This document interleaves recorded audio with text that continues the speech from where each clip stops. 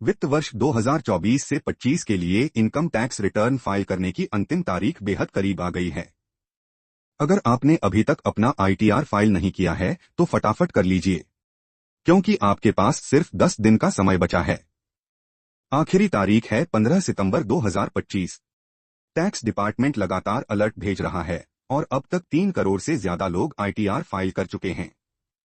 अब बड़ा सवाल ये है कि आखिर किसे आईटीआर फाइल करना जरूरी है और किसे नहीं। फाइनेंस एक्ट 2024 के मुताबिक न्यू टैक्स रेजीम में 3 लाख रुपए से ऊपर और ओल्ड टैक्स रेजीम में 5 लाख रुपए से ऊपर इनकम वालों के लिए आईटीआर फाइल करना अनिवार्य है।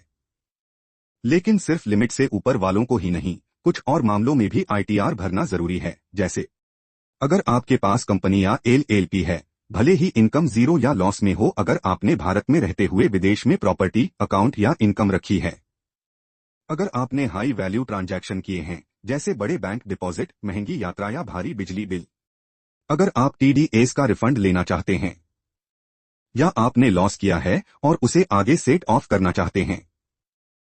उदाहरण के लिए, अगर किसी की सालाना सैलरी 8 लाख है और उस पर 1 लाख का लॉन्ग टर्म कैपिटल गेन है तो टोटल इनकम 9 लाख होगी और आईटीआर फाइल करना जरूरी होगा। इसी तरह 20 लाख की सैलरी पर 7 लाख की डिडक्शन के बाद भी इनकम 13 लाख रहेगी और आईटीआर भरना ही पड़ेगा। लेकिन अगर किसी की इनकम 5 लाख सैलरी और 70,000 का लॉन्ग टर्म कैपिटल गेन हो और 80C में 1 लाख की डिडक्शन ले रखी हो तो टोटल इनकम 2 लाख होगी और ऐसे केस में आईटीआर फाइल करना अनिवार्य नहीं है। यानी साफ है कि सैलरी 3 लाख से कम होने पर भी हर कोई आईटीआर से बाहर नहीं है। अगर आपने हाई वैल्यू ट्रांजैक्शन किए हैं, रिफंड लेना है या विदेशी एसेट्स हैं तो आपको आईटीआर फाइल करना ही पड़ेगा। तो दोस्तों, देर मत कीजिए। 15 सितंबर की डेडलाइन से पहले अपना आईटीआर फाइल और ई-वेरीफाई जरूर कर लीजिए।